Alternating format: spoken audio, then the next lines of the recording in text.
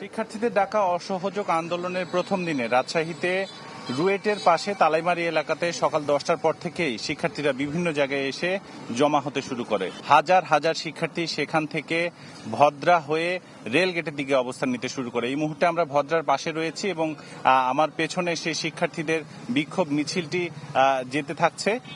সেটি যে শেষ হওয়ার কথা রয়েছে রেল গেট এলাকাতে। এখন পর্যন্ত কোনো জায়গায় কোনো বাধা পাওয়া যায়নি পুলিশের শিক্ষার্থীদের, এবং শিক্ষার্থীরা যাবার পথে আওয়ামী লীগের বেশ কয়েকটি কার্যালয় ভাঙচুর করেছে। 250-টিরও বেশি ডিজাইন এখানে অংশ নিয়েছে শিক্ষকরা সহ। এদিকে যাতে কোনো ধরনের বিশৃঙ্খল পরিস্থিতি না হয় তার জন্য কড়া নিরাপত্তা ব্যবস্থা রেখেছে পুলিশ বলে দাবি করেছে। আর আওয়ামী লীগ নেতৃবৃন্দ ওয়ার্ডে ওয়ার্ডে অবস্থান নিয়েছে বলে জানিয়েছে। মহানগর আওয়ামী লীগ রাজশাহীর যে কার্যালয় আলুপট্টি এলাকায় সেখানে বিপুল পরিমাণ নেতাকর্মী অবস্থান নিয়েছে। মুখোমুখি অবস্থানে এখনো কোনো দল কিংবা শিক্ষার্থী কিন্তু যায়নি, ফলে কোনো সহিংসতা এখন পর্যন্ত হয়নি। এই মুহূর্তে তারা রেলগেটে অবস্থান নেওয়ার জন্য রওনা দিয়েছে এবং রেলগেট থেকে ভদ্রা পর্যন্ত পুরো রাস্তাটি মোটামুটি তাদের দখলে রয়েছে। তো এ ছিল এখনকার পরিস্থিতি।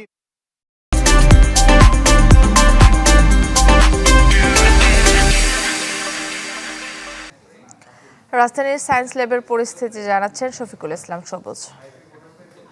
বিরোধী ছাত্র আন্দোলনের যে চলমান কর্মসূচি তার অংশ হিসেবে আজকে সকাল থেকে রাজধানীর বিভিন্ন এলাকায় আন্দোলনরত শিক্ষার্থীরা এবং তার সাথে বিভিন্ন শ্রেণী পেশার মানুষ জড়ো হয়েছেন। আমি ঠিক এই মুহূর্তে রয়েছি রাজধানীর সায়েন্স ল্যাব মোড়ে।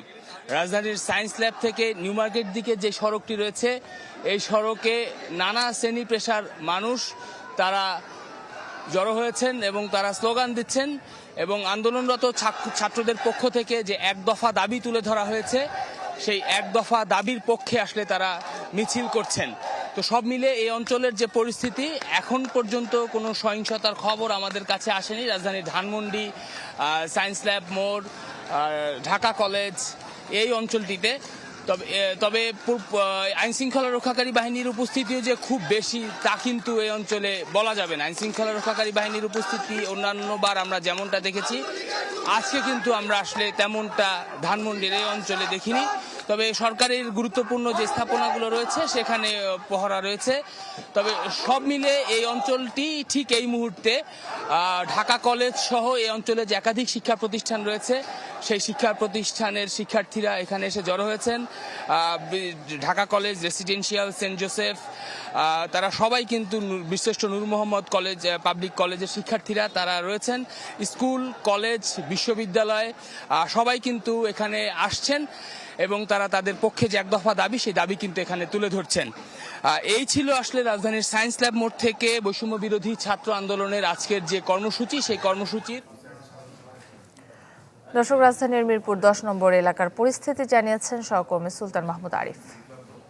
বৈষম্য বিরোধী শিক্ষার্থীদের যে এক দফা দাবি এবং এই এক দফা দাবিতে আজকে যে বিক্ষোভ কর্মসূচি, সেই কর্মসূচিকে ঘিরে পাল্টাপাল্টি অবস্থান কর্মসূচি ঘোষণা করেছেন আওয়ামী লীগ, ছাত্রলীগ, যুবলীগের নেতাকর্মীরা এবং তারা রাজধানীর বিভিন্ন জায়গায় ইতিমধ্যে অবস্থান নিয়েছেন। আমি যেখানে আছি রাজধানীর মিরপুর 10-এর গোলচত্বর এলাকাতে, এখানেও আমরা সকাল থেকে দেখেছি আওয়ামী লীগ, যুবলীগ, ছাত্রলীগ, স্বেচ্ছাসেবক লীগের নেতাকর্মীদের বিপুল জমায়েত কিন্তু এখানে হয়েছে এবং তারা বলছেন যে কোনো ক্রমেই আজকে আন্দোলনকারী যারা রয়েছেন তাদেরকে তারা আসলে মাঠে নামতে দিবেন না এবং তারা যে সমস্ত দাবি ইতিমধ্যে তারা উপস্থাপন করেছেন সেই সমস্ত দাবি সরকার মেনে নিয়েছে এমনটি তারা বলছেন। এবং অপরদিকে আজকে মিরপুরের এখন পর্যন্ত আমরা শিক্ষার্থীরা যে আন্দোলনে ডাক দিয়েছে, বিক্ষোভ কর্মসূচি ডাক দিয়েছে, তাদেরকে আমরা মিরপুর এলাকার কোথাও তেমন আমরা আমাদের চোখে পড়েনি কিংবা তাদেরকে দেখিনি, কিন্তু মিরপুরের বিভিন্ন মোড়ে আমরা আওয়ামী লীগ, যুবলীগ, স্বেচ্ছাসেবক লীগের নেতাকর্মীদেরকে অবস্থান করতে দেখেছি এবং তারা বিভিন্ন রকমের স্লোগান আমরা তাদেরকে দিতে দেখেছি। ধীরে ধীরে বিভিন্ন জায়গা থেকে মিরপুর গোল চত্বরে যত বেলা বাড়ছে ততই আমরা দেখছি যে সরকার দলীয় যে সমস্ত নেতাকর্মীরা রয়েছেন তারা তাদের অবস্থান আমরা দেখেছি। যত রাস্তা গিয়েছে সবগুলো রাস্তায় যানবাহন চলাচল একেবারে বন্ধ হয়ে আছে, কোনো রকম যানবাহন কিন্তু চলাচল করছে না, যার কারণে সাধারণ মানুষ অনেকটা বিপাকে পড়েছেন এবং তাদেরকে আমরা দেখেছি সাধারণ মানুষ গন্তব্যে যাওয়ার জন্য পায়ে হেঁটেই তারা গন্তব্যে রওনা দিয়েছেন। রাজধানীর শাহবাগ এলাকার পরিস্থিতি জানিয়েছেন হিরণ খান। দেখতে পাচ্ছেন শাহবাগের প্রতিটি এলাকায় রণক্ষেত্রে পরিণত হয়েছে। অর্থাৎ শাহবাগের আশপাশে যে এলাকাগুলো রয়েছে সেই এলাকায় প্রতিটি জায়গায় কিন্তু এরকম অগ্নিসংযোগ করে আন্দোলনকারীরা অবস্থান করছেন এবং পিজি হাসপাতালের ভিতরে যানবাহন পুড়িয়ে দেওয়া হয়েছে। এই সিগন্যালের এখানে যেখানে শাহবাগের সিগন্যালটি রয়েছে, পুলিশ বক্স রয়েছে, সেটা পুড়িয়ে দেওয়া হয়েছে এবং প্রতিটি জায়গায় কিন্তু এরকম আগুনের কুণ্ডুলি আমরা দেখতে পাচ্ছি। এবং এখন পর্যন্ত আইনশৃঙ্খলা বাহিনীর সদস্যদের কোনো ধরনের কোনো নিরাপত্তার স্বার্থে কোনো ধরনের কোনো ব্যবস্থা কিন্তু আমরা এখন পর্যন্ত কোনো গ্রহণ করতে দেখিনি। এই ছিল এখান থেকে সর্বশেষ তথ্য। রাজধানীর আফতাবনগর থেকে সেখানকার সর্বশেষ অবস্থা জানিয়েছেন মাকসুদুর নবী। অসহযোগ আন্দোলন এবং এক দফাকে কেন্দ্র করে সকাল থেকে রামপুরা বাড্ডা প্রগতি সরণি মোটামুটি শান্তই ছিল, কিন্তু দুপুর 12টার পর ইস্ট ওয়েস্ট ইউনিভার্সিটির সামনে জড়ো হওয়া বিপুল সংখ্যক শিক্ষার্থী তারা নেমে পড়ে এই প্রধান সড়কে। এই মুহূর্তে মেরুল বাড্ডা, রামপুরা ব্রিজ, বাংলাদেশ টেলিভিশন ভবন সহ দুই পাশের যে রাস্তা, পুরো রাস্তা দুটি ছাত্রদের দখলে। এখানে তারা বিক্ষোভ মিছিল এবং স্লোগান দিচ্ছে এবং তাদের যে এক দফা দাবি সেটির পক্ষে তারা আর সেটি বাস্তবায়নের জন্য শিক্ষার্থী সহ অন্যান্যদের আহ্বান জানাচ্ছে। পুরো সড়ক জুড়ে কোথাও কোনো পুলিশের উপস্থিতি নেই, যান চলাচল বন্ধ, দোকানপাটও অনেক জায়গায় বন্ধ হয়ে গেছে, বেশিরভাগ দোকানপাটও বন্ধ।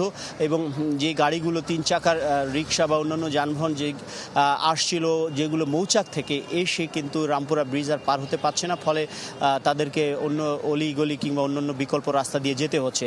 এই হচ্ছে এখানকার অবস্থা। পরিস্থিতি অনেকটাই থমথমে।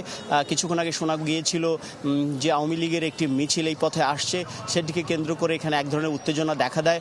কেননা আজকে কিন্তু আওয়ামী লীগের সাংগঠনিক নির্দেশনা রয়েছে যে প্রতিটি ওয়ার্ডে এবং জেলায় শহরে যেন তারা অবস্থান করে। তবে এখন পর্যন্ত কোনো সহিংসতার খবর নেই। এই মুহূর্তে যা দেখতে পাচ্ছি তাতে রামপুরা টেলিভিশন ভবনের রামপুরা ব্রিজের উপরে মূল জমায়েত এবং সেখানে দাঁড়িয়ে শিক্ষার্থীরা মাইকের মাধ্যমে বিভিন্ন বক্তব্য দিচ্ছে এবং স্লোগান দিচ্ছে।